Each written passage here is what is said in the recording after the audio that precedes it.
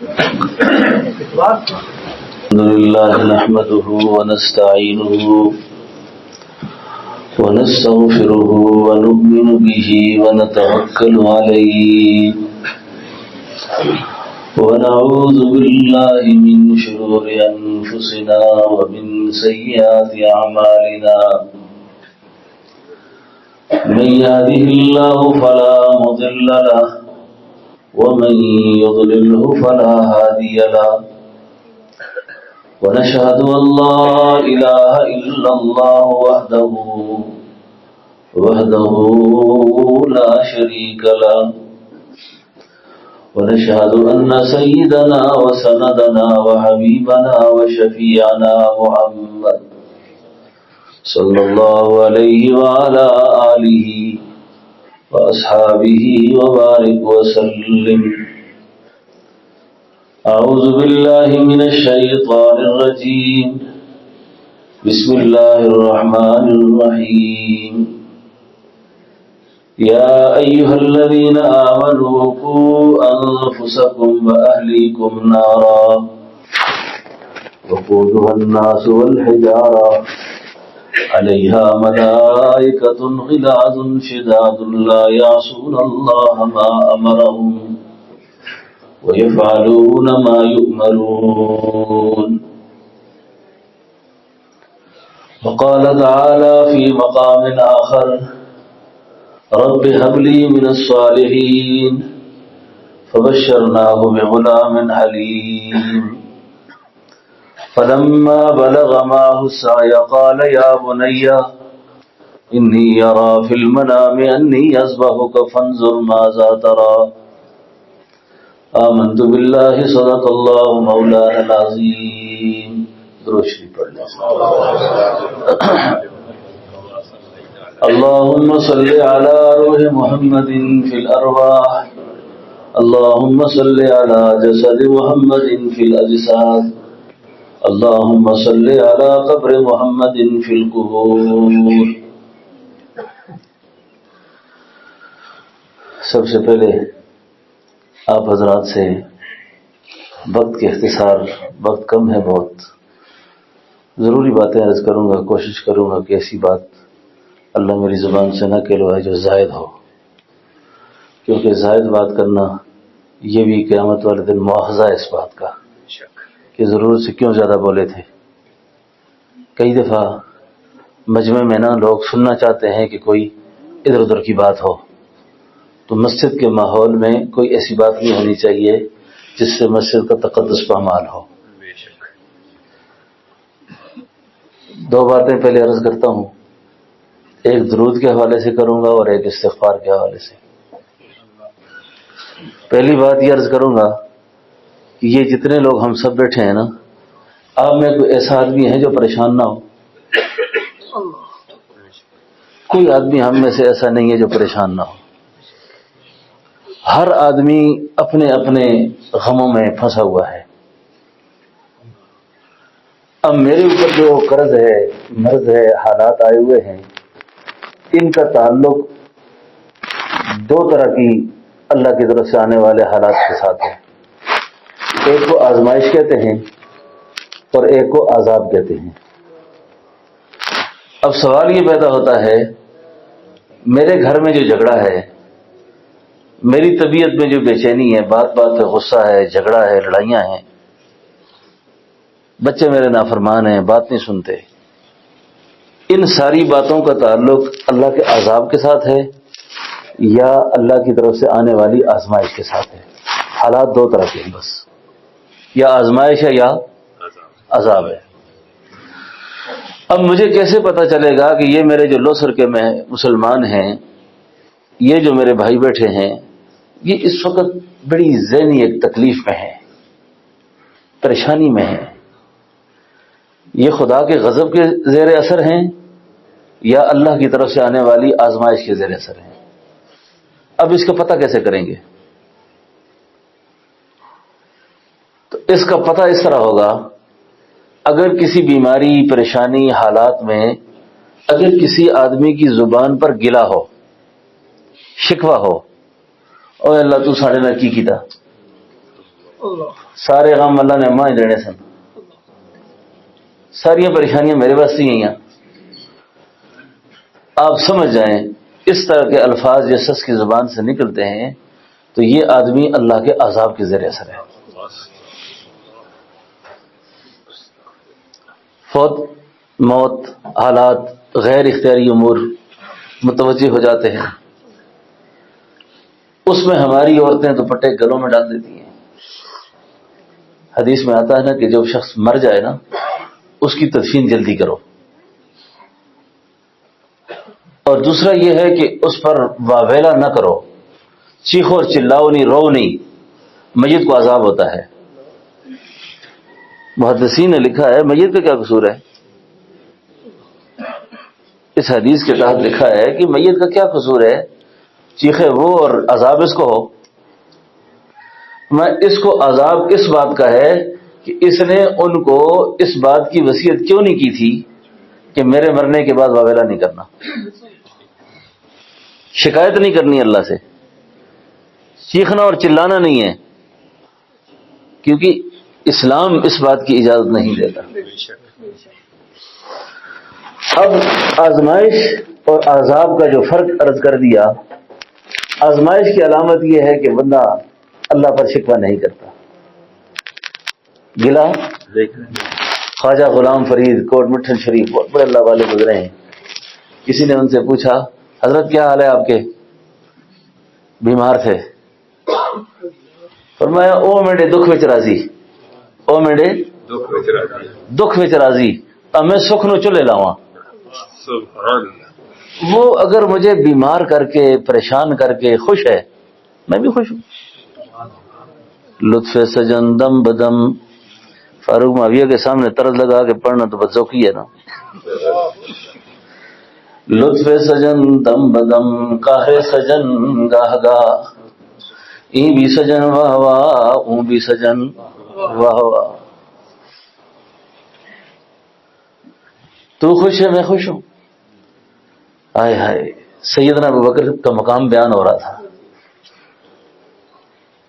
آپ کو پتہ ہے ان کو مقام صدیقیت کیوں ملا ہے؟ فاروق صاحب کے بڑے اعتماد سے بیان کرنی ہے میری یہ بات، اب صاحب آپ نے بیان کرنی ہے۔ کسی آدمی نے پوچھا کہ نبوت میں اور صدیق میں کیا فرق ہے؟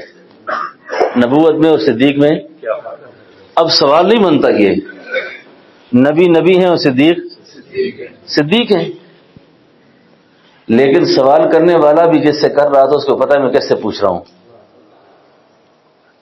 تو پھر نصیر الدین صاحب گولڈوی فرمایا کرتے تھے نا، ایویں چول جو بندے کو نہ بندہ سوال کرے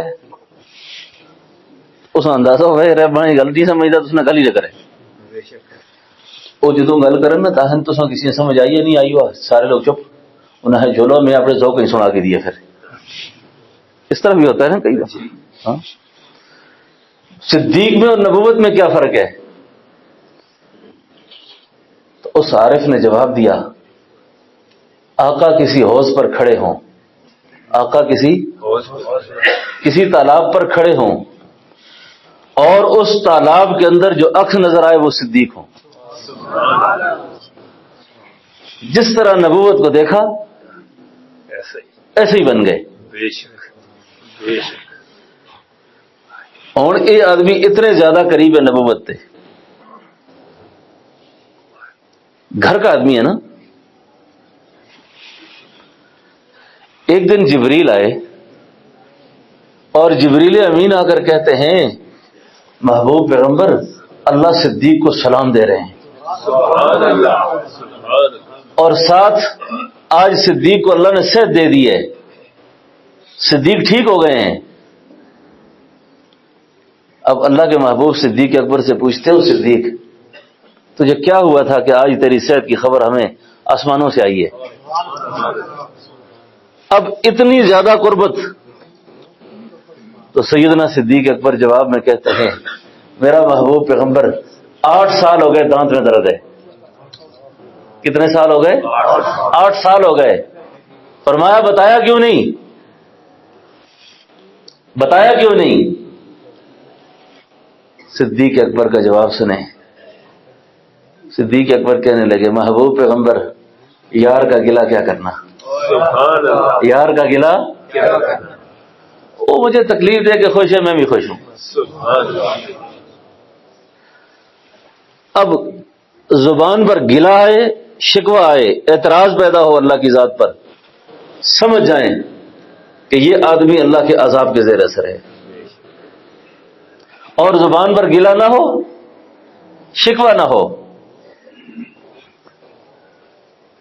سمجھ جائیں یہ آزمائش ہے، اور آزمائش ایمان کے تقاضوں میں سے ہے۔ آزمائش ایمان کے، کوئی شخص یہ دعا نہ کرے اللہ سے کہ اے میرے اللہ مجھ پر آزمائش نہ آئے، اور آزمائش مانگے بھی نہ، اور یہ بھی نہ کہے کہ آزمائش مجھ پر، کیا کہے یا اللہ ایسی آزمائش آئے جو مجھ پہ گزر جائے اور مجھے پتہ ہی نہ چلے۔ زلزلیاں پکامہ نے نا، ہاں میرے بزرگ مجذوب چچا سے تھے، برہما میں تھے میرے پاس، آج اشفاق صاحب نے دیکھا تھا، وہ زلزلہ بڑا شدید ہوا 2005 میں نا، تو میں نے چاچا سے پوچھا آپ کدھر تھے؟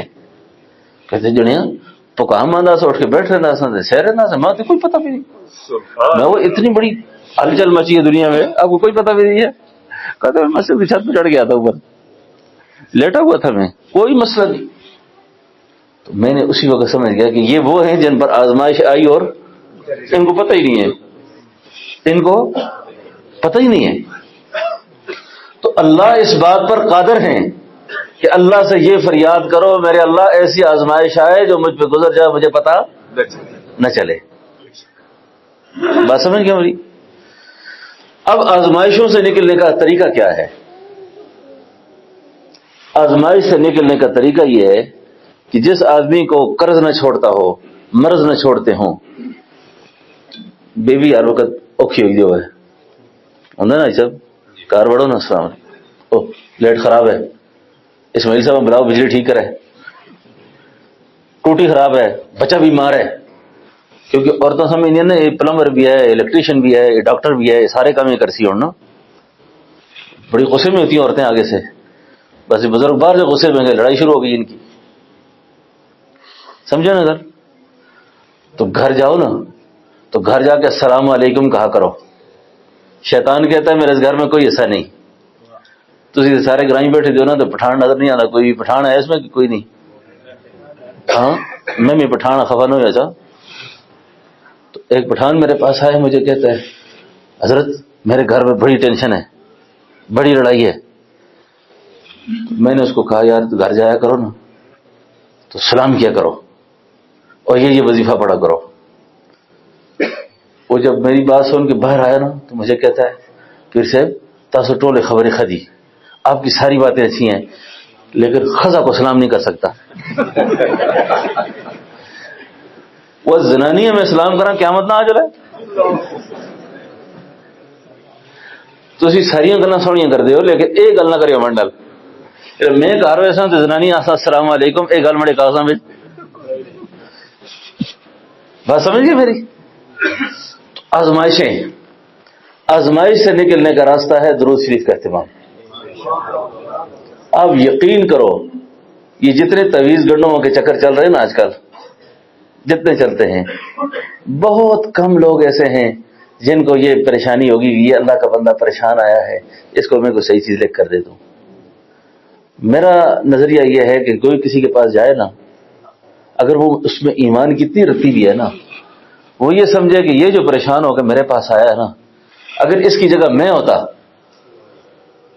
تو میں اپنے لیے کتنا سہولت چاہتا، تو کسی کے ساتھ گپ نہیں لگانی چاہیے۔ اچھا لیکن کریں کیا، بے نمازی بہت زیادہ ہے، بے حیائی بہت زیادہ ہے، اس سفید ریچھ کو بھی شرم نہیں آتی، رات جب تک یہ موبائل پہ سارے گند نہ دیکھ لے اس کو اطمینان نہیں آتا۔ اتنا بڑا گند دیکھنے کے بعد گھر میں سکون آئے گا کدھر سے؟ ایک بے نماز کی نحوست کہتے ہیں کہ 40 گھروں کو پہنچتی ہے، سارے گھر میں بے نماز پڑے ہوں تو سکون کہاں سے آئے گا؟ اللہ کی حرمت کو پامال کرنے والے لوگ، اللہ کی حرمت کیسے پامال ہوتی ہے؟ یہ جو غیر تصویریں ہم دیکھتے ہیں، یہ کوئی بہنیں بیٹیاں ہیں؟ گناہ کا ادراک اور احساس ہی ختم ہو گیا ہے۔ پہلے کوئی راستے میں چلتے تھے نا، نظر کی حفاظت کر کے چلتے تھے، آج عورتوں میں سینہ تان کے چلتی ہیں۔ ہمیں جگہ مولوی صاحب کو دیکھ لیتی نا، پردہ کر لیتی تھی، ہوں ایسی زنانیاں نئے ہو گئی ہیں، حیران کوئی شرم ہی آئی نہیں ہے، نہ مردوں میں رہا نہ عورتوں میں رہا۔ اور یہ نہ سمجھیں وہ گناہ کر کر کے اس کی غفلت اس قدر دل پر چڑھ چکی ہے، قرآن کہتا ہے کلا بل ران علی قلوبہم ما کانوا یکسبون، اب دل اتنا زنگالود ہے کہ نیکی اور بدی کا تصور ہی ختم ہو گیا ہے۔ بات ختم کرتا ہوں، آزمائش سے نکلنے کے لیے کیا کرنا ہے؟ درود پڑھنا ہے، اور عذاب سے نکلنے کے لیے استغفار پڑھنا ہے۔ اور یہ استغفار استغفر اللہ الذی لا الہ الا هو الحی القیوم واتوب الیہ ندامت کے ساتھ پڑھیں۔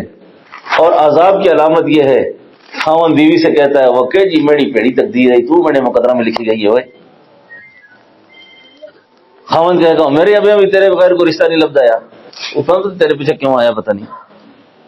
یہ اللہ کی غضب کو دعوت دینے والی باتیں ہیں۔ جو شخص مقدرات پر راضی نہیں ہوتا، قسمت پر راضی نہیں ہے، مقدر پر راضی نہیں ہے، اس کی یہ دنیا بھی عذاب ہے اور مرنے کے بعد بھی عذاب ہے اس کو، بے شک، کیونکہ یہ جھوٹا اپنے وعدے میں، اس نے ایمان کہا والقدر خیرہ وشرہ من اللہ تعالی، جب من اللہ تعالی کہہ دیا تو اس کے بعد کوئی بات رہتی ہے؟ تو آزمائش سے نکلنے کا راستہ درود، اور عذاب سے نکلنے کا راستہ استغفار۔ ایک تو موٹی گالی ہوگی، ٹھیک ہے جی۔ قرآن کریم کی آیت مبارکہ قوا انفسکم، بچاؤ اپنے آپ کو، واہلیکم، اور اپنے بچوں کو۔ کس سے بچاؤ؟ آگ سے۔ کون سی آگ؟ وقودها الناس والحجارہ، جس کا ایندھن پتھر ہے، علیہا ملائکۃ غلاظ شداد لا یعصون اللہ ما امرہم ویفعلون ما یؤمرون۔ اس تمام اصل استاد کر دے تند خو پیڑی خو، وہ پیڑی خو ہے یہ رسی، وہ فرشتے جو ہے نا جو مقرر کیے گئے ہیں وہ اتنی سخت گیر ہیں، اتنا سخت مزاج ہے ان کا کہ وہ کوئی بات سننے کو تیار نہیں ہوں گے۔ لا یعصون اللہ ما امرہم ویفعلون ما، اور اپنے آپ میں بچاؤ، اپنے آپ بچانا نہیں، مختصر تشریح کراں۔ اسی آتے ہیں نا جی اجی صاحب دیندار نے جی، قاری صاحب دیندار ہیں جی، مولانا صاحب دیندار ہیں جی، یہ فلانا دیندار ہے۔ دیندار دی کیا تعریف ہے؟ جس دینداری دی بنیاد تے اے شخص اکل بچ سی۔ اصل یہاں دینداری دی تعریف یہ ہے کہ اس آدمی کی داڑھی ہے، بڑا بشر آدمی ہے جی، پاویں وہ فراڈی ہوا ہے، پاویں وہ جھوٹا ہوا ہے، جتنے عیب ہوں اس میں وہ سارے ٹھیک ہیں، ہے جو بشرہ۔ بشرہ کی تعریف یہ ہے اس کے عقائد بھی ٹھیک ہوں، اس کی عبادات بھی ٹھیک ہوں، اس کے معاملات بھی ٹھیک ہوں، اس کے اخلاق بھی ٹھیک ہوں، اس کی معاشرت معیشت سب ٹھیک ہوں، اس کے بعد یہ شخص دیندار ہوگا، یہ بشرہ ہوگا۔ بشرہ یہ سمجھو گل یہ غلط اے چانے اس واسطے قو انفسکم، یہ خود ان صفات کا حامل ہو کہ اللہ کی ذات، صفات، حقوق و اختیارات میں کسی کو شریک۔ اور جو امت میں جو بڑے لوگ گزرے ہیں جنہوں نے عقائد کی باڑ لگائی ہے، جس کو اہل سنت والجماعت کہتے ہیں، یعنی اس باڑ سے بھی یہ باہر نہ ہو، اس کو عقیدہ کہتے ہیں۔ اور اس کے بعد پھر جیسے دعوت تبلیغ میں پہلا کلمہ بیان کرتے ہیں نا، اس کے بعد دوسرا نمبر کیا ہے؟ نماز۔ اب جب تک عقائد ٹھیک نہیں ہوں گے، اللہ کی ذات پر یقین ٹھیک نہیں ہوگا، اس آدمی کی عبادات ٹھیک نہیں ہو سکتی۔ مطلب ایک آدمی کو آپ کہتے ہیں نماز فرض ہے، روزہ فرض ہے، زکوٰۃ فرض ہے، حج فرض ہے، وراثت میں بچیوں کا حقوق دینے، ایک گل بھی دوست نال کر دی اس نے زیادہ کہ نہیں کر دے تو اسی خفا نہ ہو نا۔ میں کوئٹہ میں ایک جگہ بیان کیتا، بیان میں کر رہے ہیں تو امام صاحب یہیں کم دن لگے تھے، بیان میں کرنا گمدا تو کیوں ہے؟ اس کا حضرت آپ محسوس نہ کریں، خیر ہے اس جی جڑی گلاں تو بیان کی ساڑیاں مڑی مقتدیاں میں اج مڑی خیر نہیں کر رہے، جو بیان تسی کر رہے ہو اج تو میرے مقتدی حاصل میں پیراں ساری گل سمجھا کے بٹھایا ہے، آج راتوں تو میرے ماں لگتا ہے ماں کٹ سمجھی تھی جو، تو یہ کوئی محسوس نہ کرے تھا۔ مکمل انسان صرف صحابہ تھے، مکمل لوگ کون ہے؟ صحابہ۔ معیار حق کون ہے؟ صحابہ۔ مثالی مسلمان صرف صحابہ تھے۔ اچھا میں بھی مثالی نہ، تسی بھی مثالی، اس طرح گلاں سن دے آدمی اپنی اصلاح کر دے، اس طرح ہی کارپیٹ کے جنید بغدادی نے کوئی نہیں بنیا نا، ٹھیک ہے نا۔ فضیل ابن عیاض ڈاکو ہے، کون ہے؟ ڈاکو۔ ایک مکان دی چھت پہ چڑھے چوری نیت نال، اگر ایک بچی قرآن پڑھ دی آئی، آئے ہائے، قرآن انقلاب والی کتاب ہے نا، چوری کے لیے چڑھے، ساری زندگی ڈاکے میں گزری ہے، ساری زندگی فضول کاموں میں، ابھی دیوار پھلانگ رہے تھے کہ بچی قرآن کی آیت پڑھ پڑھ کے موج میں پڑھ کے کہہ رہی تھی الم یأن للذین آمنوا ان تخشع قلوبہم لذکر اللہ، پارتیوں مومنا تو وہ ٹائم نہیں آیا جس ویلے اللہ کا قرآن سنیں تو ان دے دل جڑن۔ فضیل ابن عیاض دیوار پہ چڑھے چڑھے کہنے لگے آ گیا وہ ٹائم، آ گیا وہ ٹائم، وہ میرے اللہ آج کے بعد چوری، آج کے بعد ڈاکہ۔ اس وقت میرا روحانیت کی سند مکمل نہیں ہوتی، میری علم تفسیر کی، علم حدیث کی سند مکمل نہیں ہوتی اگر فضیل ابن عیاض کا نام نہ آئے اس میں۔ تو اس واسطے کسی مسلمان پر بدگمانی میں نہیں کرنی چاہیے کہ یہ ایسا تھا اور اب ایسا ہے، ہو سکتا ہے اس نے توبہ کر دی ہو، توبہ دل کا فعل ہے نا، بات سمجھے نا۔ تو پورا دیندار نہیں بنتا آدمی، ایسا آہستہ آہستہ، ٹھیک ہے نا۔ یہ فوری دیندار بننا نا، جیسا دو دیوالی ہوتی ہے نا، آئی بھی گئی جلدی تھے گئی بھی جلدی، ٹھیک ہے نا۔ روزہ لایا کرو، اچھا آہستہ آہستہ تبلیغی بڑے ہو، اچھا کٹھے سنی نا 4 مہینے لاؤ کٹھے، وہ کٹھے گئے نا پھر مڑ کے کٹھے ہی ہو گئے، سو آہستہ آہستہ سمجھو نا، آہستہ آہستہ کم ٹھیک ہوتا ہے، مڑ کے آ کے پہلے سدا بندوبست کرو یار، تو اور 4 مہینے لا کے آیا تھا، آہستہ آہستہ، ٹھیک ہے نا۔ ہاں اللہ اکبر۔ اور میری گلاں اجی ہونی بیان بھی اجی ہوتا ہے، اچھا تسی تنگ تو نہ ہو رہے نا۔ ہاں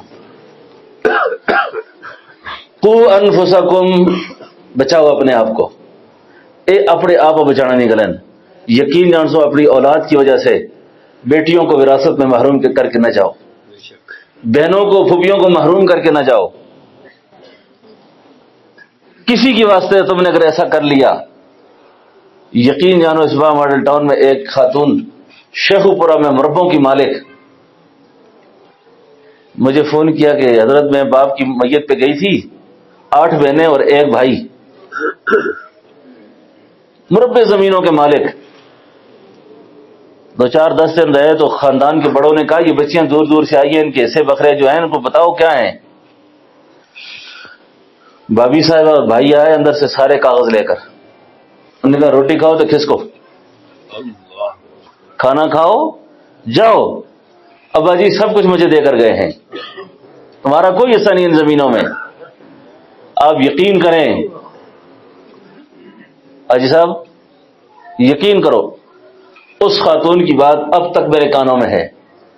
میں نے کہا اللہ کی بندی باپ مر گیا معاف کر، اب تو ہے نہیں دنیا میں۔ کہتی حضرت تسی بھی دعا کرو میں بھی دعا کرسا، اللہ میرے باپ کی قبر کو آگ سے بھر دے، کیوں محروم کر کے گیا ہمیں۔ کہتے بچیوں کے دل نرم ہوتے ہیں، بچیوں کے دل، تو شرم نہیں آتی پراؤں کو ایسا منگنی ہے، تو آپ کو شرم نہیں آتی۔ ٹیکسلے کی عدالت میں ایک بوڑھی اماں روتی میرے پاس آئی، کہتے استاد جی میں بڑا غلط فیصلہ کیتا ہے۔ ٹیکسلا کی عدالت میں بھائی لے کر گئے، جج کے سامنے بیان دیا میری بیٹی کوئی نہیں ہے۔ تو میں کہا بیٹیاں کہتے 4 ہیں، 4 بیٹیاں ہیں، جس کی 4 بیٹیاں ہو نا، ایک اللہ والے فرماتے تھے اس کو ایک نسبت رسول اللہ سے اور مل گئی ہے کہ شاہ کونین کی 4 بیٹیاں تھیں، شاہ کونین کی 4 بیٹیاں تھیں، اس کی تو نسبت چمک گئی ہے، قسمت چمک گئی ہے۔ کہتی ہے حضور میں 4 بیٹیوں کو محروم کر کے آ گئی ہوں، پریشان ہاں میں کیوں کی تو یہ کم استاجی نہ کرنا تھے روٹی کی تو کھاوا مارو نہ ماں، مارتے تھے بیٹے۔ آئے ہائے قو انفسکم، اے پہلی گل ہے اولاد واسطے بیوی واسطے اپنی راہ آخر قبر گندی کر کے نہ جاؤ، بالکل اپنا انجام خراب کر کے نہ جاؤ، بالکل۔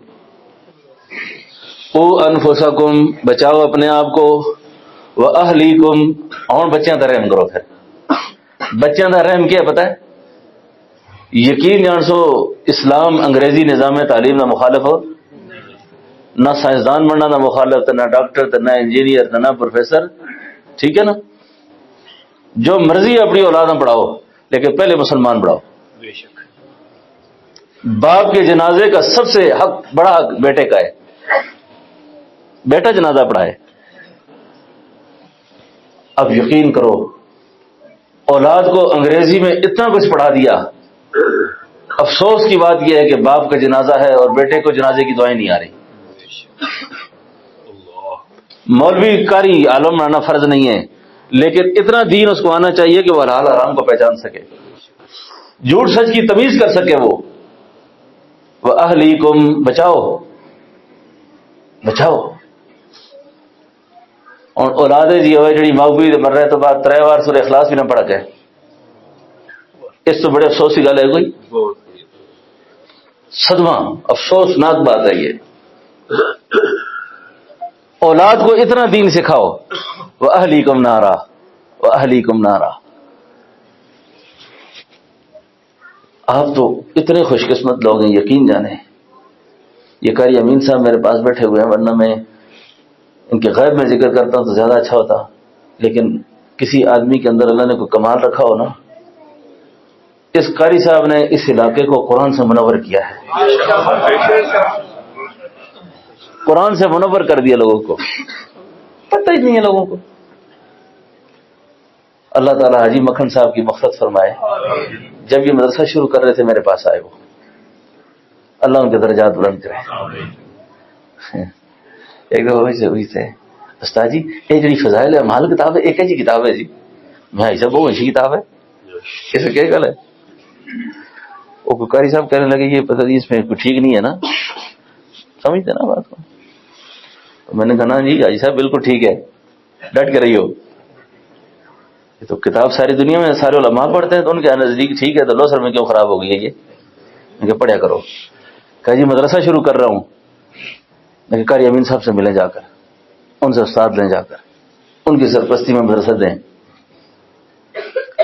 یہ جو بچے پڑھ رہے ہیں نا آج، یقین کرو اتنے اچھے استاد اور اتنا اچھا ماحول ہمارے پاس اس ماحول علاقے میں ہے نا جی، یہ کہیں بھی نہیں ہے۔ سارا پاکستان میں پھرتا ہوں، ساری دنیا دیکھی ہے، جتنا اللہ نے ماحول دین کا یہ ہمارے دائیں بائیں بنا دیا نا جی، یہ ہماری بدقسمتی ہے کہ ہم اپنے بچوں کو صحیح قرآن نہیں پڑھا رہے۔ وَأَهْلِكُمْ نَارًا، بچاؤ اپنی اولاد کو، انہیں قرآن سکھاؤ، دین سکھاؤ۔ سو یقین کر سو اے سیاستدانہ نے لوگ کہ نن جی اس سورہ اخلاص نہیں آتی، لوگ پھر کیا کر دیں، مذاق کر دیں، اصلاً یہ اصل کی گل نہیں ہے، رونے کی گل ہے۔ ہمارے ملک میں اتنے با اختیار لوگ اتنے بڑی بڑی مناصب پہ پہنچ کے جو ہم پہ حکمرانیاں کرتے ہیں ان کو سورہ اخلاص نہیں آتی، اور اعتراض علماء پر کرتے ہیں، اعتراض اہل دین پر کرتے ہیں۔ اب یقین کرو کہ میرے پاس ایک آدمی آیا، اس آدمی نے آ کے کہا کہ میں نے اپنی ماں کو خواب میں دیکھا ہے، ماں کو، اور پشتو میں مجھے کہتی ہے کہ بیٹے میں آگ میں کھڑی ہوں، آگ میں کھڑی ہوں،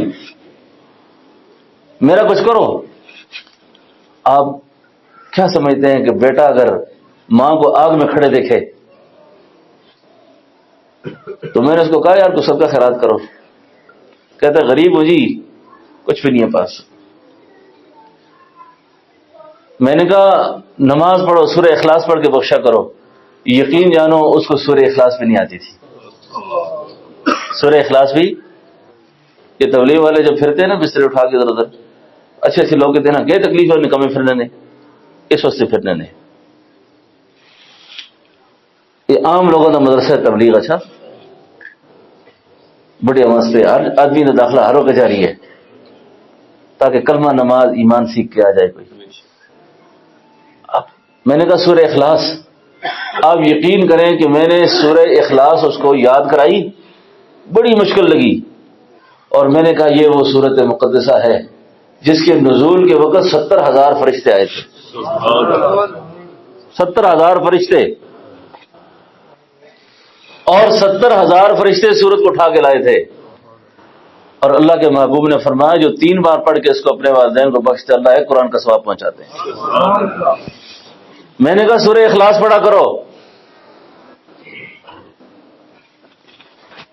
اب دل ذرا تھامنا ہے تھوڑا اگلی بات پر.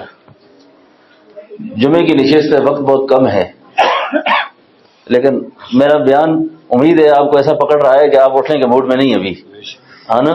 چلتا رہے گل تو سن کر سنیے. جمع بین الصلاتین, 2 نمازاں کٹھیاں, 2 نمازاں تو سنا پڑھا دے. اچھا ہاں پریشان بھی نہ ہو. جمع بین الصلاتین کرتے ہیں نا, سعودی عرب جاؤ نا, بس میں بیٹھو ادھر ہی اعلان کر وہ دونوں کٹھیاں پڑھ سا نا. اصل مسلک بھی نہیں ہے دونوں کٹھیاں. اچھا کوئی انتہائی مجبوری ہوا نہ تے کٹھیاں نہیں پڑے گی نہیں نمازاں.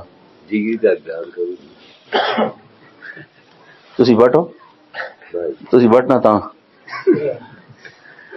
بٹا سونے گل کی تھی پھر منسا میں بٹا جی تو سارے بیان ہوئے حاضر. بٹ صاحب اسماعیل بٹ صاحب یہ کیا آتے ہیں پین آتے نا بیان لگا رہا ہے. سبحان اللہ. میں پوچھا یار, میں نے پوچھا ان سے ارے یہ جو بات میں کر رہا ہوں نا جی, یقین جانے ہماری اس معاشرے کی, میرے اس لوسر گاؤں کی, ہر جگہ کی اجتماعی بیماری ہے ابھی. میں نے اسے پوچھا یار آپ نے اپنی ماں کو اس حال میں دیکھا ہے؟ ماں باپ کے حالات سے اولاد سے زیادہ کون واقف ہوتا ہے؟ ایسی بات بتاؤ جو تمہاری ماں باپ میں تھی, کم از کم میں نہ کروں اس کو. اس نے آگے سے جو بات کی نا جی, اس نے کہا استاد جی جب تک ماں باپ زندہ تھے نا میرے, 6-7 بابیاں تھیں میرے گھر میں, کسی نے بھی سکھ کا سانس نہیں لیا. کسی نے بھی سکھ کا سانس, ایک پیڑا زیادہ بنا دی, وہ تڑی ماؤ دی تیری پیو دی دادا ہے جاتا. ہاں تو ہیں بڑی بغیرت نسل دی. بیٹیاں بہویں رو کے چپ کر جاتی ہیں.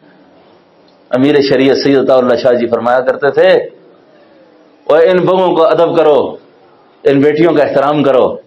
جب یہ آٹا گوندتی ہے نا, اس آٹے میں ان کے آنسو شامل ہوتے ہیں.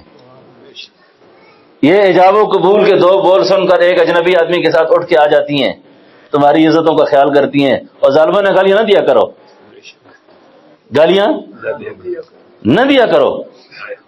پتیاں گالیاں کرنے جو گولیاں, اس بڑا کمینہ آدمی ہوتا ہے. رسول اللہ صلی اللہ علیہ وسلم تو بیٹی کے احترام میں بچ گئے تھے. سیدہ فاطمہ تو زہرا آئی, حضور اٹھ کے کھڑے ہوئے, بیٹی کو جگہ دی.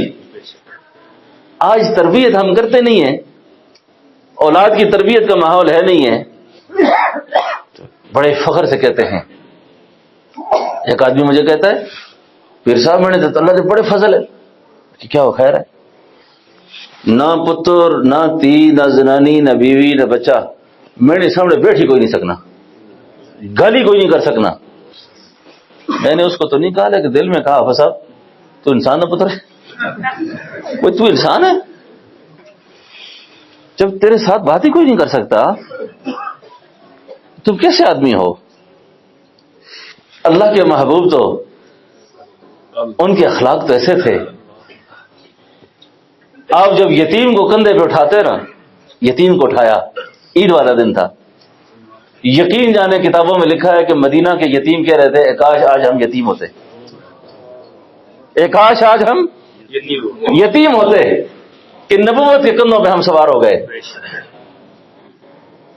یہ جو شاعر کہتا ہے نا، یتیموں اور ضعیفوں کو پناہیں مل گئیں آخر، حضور آئے تو ذروں کو نگاہیں مل گئیں آخر، بجھے چہروں کا زنگ اترا ستے چہروں پہ نور آیا، حضور آئے تو انسانوں کو جینے کا شعور آیا. یہ اخلاق تھے. تسی تبلیغ تے بھی زور رکھو، حج عمرے تے بھی زور رکھو، سارے کام کرو، اخلاق ٹھیک نہیں ہے نجات نہیں ہے بالکل. کردار ٹھیک نہیں ہے نجات نہیں ہے بالکل. معاملات ٹھیک نہیں ہے نجات نہیں ہے بالکل. قو انفسکم، بچاؤ اپنے آپ کو. اپنی عادات بھی ٹھیک کریں، اپنے بچوں کی بھی. اب اولاد نافرمان ہو رہی ہے، غم نہیں اس کا. علماء نے لکھا ہے جس طرح یہ آگ جل رہی ہو نا، ہیٹر جل رہا ہو، اس ہیٹر کے پاس شیر خوار بچے کو چھوڑ کر کوئی ماں سو سکتی ہے؟ اتنے حد تک بچانے کی کوشش کرو. اور آپ یہ اللہ والے آپ نے بہت دیکھے ہیں، اس لوسر شہر کے اندر بڑے بڑے علماء آئے گئے ہیں. قرآن کریم میں اللہ تعالیٰ دو طرح کے دلائل کا ذکر کرتے ہیں، ایک کو دلائل عقلیہ کہتے ہیں اور ایک کو دلائل نقلیہ کہتے ہیں. جب گزشتہ نبیوں کے قصے اللہ بیان کرتے ہیں نا، اس کو نقلیہ کہتے ہیں. اور جو اللہ تعالیٰ جیسے اپنی مظاہر قدرت کا ذکر کر کے کہتے ہیں نا جی اللہ لا الہ الا هو الحی القیوم، میں ایسے فتح میرے اندر ایسے میں تفصیل دی گل ہے. اب ابراہیم علیہ السلام اور اسماعیل علیہ السلام کا جو ذکر کیا نا اللہ نے، اب اس باپ بیٹے کا جو آپس میں طرز عمل ہے، امام بخاری رحمۃ اللہ علیہ فرماتے ہیں جب سمجھو اولاد نافرمان ہو گئی ہے نا، اولاد سے حکم میں بات نہ کرو. حکمن بات اوے ہنج کرو، اس طرح کرو. خدا نہ خواستہ اگر اس جوان بیٹے نے باپ کی بات کو نہیں مانا نا، یہ نافرمانی کا گناہ اتنا زیادہ ہے، اتنا زیادہ ہے کہ جو شخص اپنے ماں باپ کو ستائے گا اس کو خاتمہ ایمان پہ نہیں ہوگا. جس سے ماں باپ پریشان ہے نا، ماں باپ، اللہ اللہ، اللہ نے اپنے شرک حدود کا ذکر کر کے دوسرے بڑے گناہ کا جو ذکر کیا ہے نا، وَقَضَىٰ رَبُّكَ أَلَّا تَعْبُدُوا إِلَّا إِيَّاهُ وَبِالْوَالِدَيْنِ إِحْسَانًا. احسان کی ایک تعریف بھی فرمائی ہے مفسرین نے کہ جب آپ بیمار ہو جاؤ تو اپنی بیماری کو بھی اپنے والدین پہ ظاہر نہ کرو، کہیں تمہارے دکھ سے وہ دکھی نہ ہو جائیں، تمہارے غم سے غمگین نہ ہو جائیں وہ. یہ تو اولاد بدبخت ہے، اس کو پتہ نہیں ہے کہ میرا باپ کتنا جلا ہے مجھ پر. ہوں متبر ہو گیا تو وہ ابا تو میں نے ایسے کیا کیتا ہوا، ابا میرے ایسے کیا کیتا ہوا، میں کیا کر سکتا ہوں؟ یہی کچھ کر سکتا تھا جو تمہارے لیے کیا ہے. اب پیغمبر، باپ بھی پیغمبر، بیٹا بھی پیغمبر، اولاد نہیں ہے. نرینہ اولاد کی اثر نبیوں کو بھی رہی ہے. بیٹوں کی محبت. اور اللہ رب العالمین ایسی ذات ہے نا جو سبب کی محتاج نہیں ہے.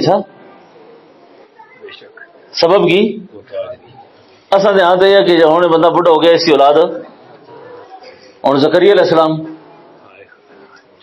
بظاہر تو کوئی چانس نہیں نا، بیوی بوڑھی اور خود بھی. دعا کا سہارا کبھی بھی نہیں چھوڑنا چاہیے.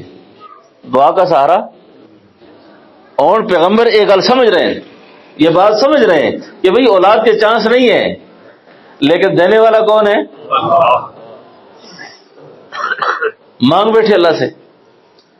اللہ نے فرمایا یا زکریا یا انا نبشرک بغلام، کس طرح کی اسمہ یحییٰ.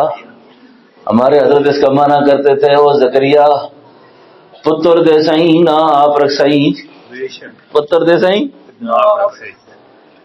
اور صاحب کیسا معنی یہ؟ آپ سے کو پوچھے اس پیغمبر کا نام بتاؤ جس پیغمبر کا نام رکھ کر اللہ نے بھیجا، یحییٰ. اللہ ہے پتر دے سائیں نا. یہ واحد پیغمبر ہیں جن کو اللہ نے نام رکھ کر بھیجا ہے. اب اسباب حالات نہیں، لیکن دیا اللہ نے بیٹا. اب حضرت ابراہیم علیہ السلام، آپ کی بیوی اما سارا، اولاد نہیں. اللہ کا پیغمبر کہہ رہا ہے رب حبلی من الصالحین، رب حبلی من الصالحین. دعا منگ کے ایک دن جواب آتا ہے فبشرناہ بغلام حلیم، مبارک ہو، خوشخبری ہو میرا پیغمبر، میں نے تجھے بردبار بیٹا عطا کر دیا۔ سوال پیدا ہوتا ہے مانگا تو نیک تھا، لیکن جواب آیا میں نے بردبار تجھے دے دیا۔ کیوں؟ کل جن راہوں سے حضرت اسماعیل کو گزرنا تھا ان راہوں سے گزرنے کے لیے صرف نیک ہونا ہی ضروری نہیں تھا، بردبار ہونا بھی ضروری تھا۔ اور رب هب لی من الصالحین فبشرناہ بغلام حلیم، بیٹا عطا ہو گیا۔ یہ بیٹا تھا اماں ہاجرہ سے۔ اماں ہاجرہ جو تھی یہ فرعون مصر کی بیٹی تھی۔ بیٹا دے دیا اللہ نے۔ اب پیغمبر پر آزمائش، فرمایا اب اس کو وادی غیر ذی زرع میں پہنچاؤ، تفصیل میں نہیں جاتا، پہنچا دیا۔ آج تبلیغ چلا 4 مہینے کی ہے نا، اللہ کا پیغمبر 12 سال بعد واپس آئے۔ 12 سال۔ اوہو یا اللہ، اس بچے کو، اس بیوی کو کس کے سہارے چھوڑ کے جا رہا ہوں؟ ویرانہ ہے، جنگل ہے، زندگی کا کوئی نقشہ اور آثار نہیں ہے۔ یا اللہ کس کے سہارے چھوڑوں؟ اور جاؤ تبلیغ کرو میری، نکلو ادھر سے۔ چلے گئے۔ 12 سال کے بعد واپسی ہوتی ہے، اور جب واپسی ہوتی ہے تو قرآن کہتا ہے فلما بلغ معه السعی، جب دوڑنے کی عمر کو پہنچ گئے۔ اب دوڑتا بچہ کتنا پیارا ہے۔ دروازے پہ دستک دینے لگے۔ حضرت اسماعیل باہر آتے ہیں۔ کون ہے آپ؟ اما ہاجرہ نے ساری گل بات سن دی ہے نا، آتی ہے نا، او اسماعیل اے تیرے ابے حضرت ابراہیم ہے نا، اندر آنے دے۔ اندر آ گئے۔ 12 سال کی کارگزاری سنائی، آپ کے جانے کے بعد کیا کیا غم دیکھے، کتنی پریشانیاں دیکھی، کیا کیا حالات آئے۔ 12 سال کی کارگزاری۔ اللہ اکبر، بچے دیکھ کے بڑے خوش۔ ماں باپ کی تھکاوٹ دور ہو جاتی ہے اولاد کو دیکھ کر، لیکن اولاد نافرمان ہو جائے نا، یقین جان سے ایک آدمی ہے جی حضرت دعا کرو خدا منے پترے ہمارا ہے، یہ مر جاتا تو مجھے افسوس نہ ہوتا۔ میرے سامنے جو ایسی حرکتیں کرتا ہے نا، میں بہت پریشان ہوتا ہوں اس سے۔ تفصیل کا ٹائم نہیں ہے۔ رات گزاری، صبح ہوئی، پیغمبر کے خواب وہی ہوا کرتے ہیں، پیغمبر کے خواب وہی ہوا کرتے ہیں۔ صبح ہوئی، خواب دیکھا ہے۔ یہ خواب دیکھی نہیں ہوتی، اچھا خواب یہ مذکر سمائی ہے، خواب دیکھا ہے۔ لوگ آتے ہیں خواب دیکھیے جی، دیکھی نہیں ہوتی، اچھا خواب دیکھا ہے، خواب دیکھا ہے۔ اب گفتگو ہو رہی ہے باپ بیٹے کی۔ یہ میں تربیت پر بات تھوڑی کرنے کا مضمون بنا رہا تھا۔ گفتگو ابا صاحب کمال کی ہے۔ ایک عالم نے لکھا ہے اصل قربانی تو یہ گفتگو تھی، اصل قربانی وہ کوئی مذاق تو نہیں ہو، کیسی گفتگو ہو رہی ہے؟ گفتگو ہو رہی ہے یا بنیا، اولاد جتنے نافرمان ہو نا، اللہ والوں نے لکھا ہے کہ سمجھو کہ بچہ گڑبڑ کر رہا ہے تو اس کے ساتھ اس کا نام نہ لیا کرو، اس کو کہا کرو میرے بچہ اجی لاکا صاحب، او میرے بیٹے۔ اس بیٹا کہنے میں بڑی اپنائیت ہے، کیونکہ یہ اسلوب اللہ نے پیغمبر کو سکھایا کہ گفتگو کرنی کیسی ہے۔ اب سخت آدمی کے ساتھ لہجہ نرم رکھیں، بات کریں۔ اب بیٹے کو پیغمبر کیا کہہ رہے ہیں؟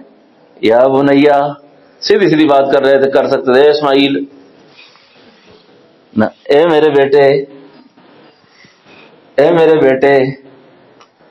آئے ہائے، بیٹا بھی پھر اللہ کا پیغمبر تھا آگے سے۔ بیٹا کیا کہتے؟ یا بنیا انی ارا فی المنام انی اذبحک فانظر، اوے بیٹے میں نے خواب دیکھا ہے کہ میں تجھے اللہ کے نام پر ذبح کرتا ہوں، فانظر ماذا تری، اس کا معنی یہ ہے وہ میرا پیغمبر بیٹا تیری رائے کیا ہے اس میں؟ تیری اگر پیغمبر حکم کر دیتے، یہاں پر بات کیا کرتے؟ حکم کر دیتے۔ بیٹا کہتا با جی پہلے تو اتنی مندا منوتیاں بات منگیا میں اللہ کو اتنی دعاؤں سے مانگا ہوا ہوں، اب میں چلنے کے قابل ہوا. آپ پہلے تو 12 سال باہر رہے، رات گھر پہنچے آج صبح ذبح کرنے کو تیار ہو گئے ہیں. دیکھو اللہ کا پیغمبر گفتگو کیسے کی، فانظر ماذا ترى، تیری رائے کیا ہے اس میں؟ مطلب یہ ہے کہ اگر یہ انکار کر لے تو کم از کم باپ کی نافرمانی کی سزا تو نہ ملے نا اس کو. فانظر ماذا ترى، اور میرے بیٹے اس میں تیری تجویز کیا ہے، تیرا مشورہ کیا ہے؟ تو ایسی اولاد سے مشورے کے روپ میں بات کرے، حکمن بات نہ کرے، حکمن بات نہ کرے. آگے سے بیٹے نے کیا کہا، یا اباتے، اے میرے ابا جی، آپ کو جو امر ملا ہے آپ اس کو تعمیل کریں، انشاءاللہ ہو، اگر اللہ نے چاہا تو مجھے آپ صبر کرنے والوں میں پائیں گے. سارے غرور اور تکبر کا جنازہ نکل گیا. یعنی ہے تجھ کو میں نہیں کر دے سا، میں کیا کر سا، ایک گل میرے کلے نال پیش نہیں آئی. میرے سے پہلے بھی لوگوں کے ساتھ ایسے حالات آئے، جس طرح انہوں نے صبر کیا انشاءاللہ میں بھی. یا بات فالما تو مر ستجدنی انشاءاللہ من الصابرین. اسے تو گل مک گئی، پیپر تو دونوں راضی ہو گئے. فلما اسلم وتلہ للجبین، ذبح کرنے کا وقت آیا تو بیٹا باپ سے کہنے لگا، او میرے ابا جی آپ جب مجھے ذبح کریں گے تو ذبح کرتے وقت آپ جو چھری چلائیں گے وہ چھری آپ سیدھی چلائیں گے تو مجھے آپ ایسا کریں چت لٹا دیں، پشت کے بل لٹائیں، ماتھے کے بل لٹائیں، تاکہ آپ مجھے نہ دیکھ سکیں میں آپ کو نہ دیکھ سکوں. جب آپ چھری پھیریں تو کہیں آپ پر پدری محبت غالب نہ آ جائے اور آپ چھری پھینک دیں.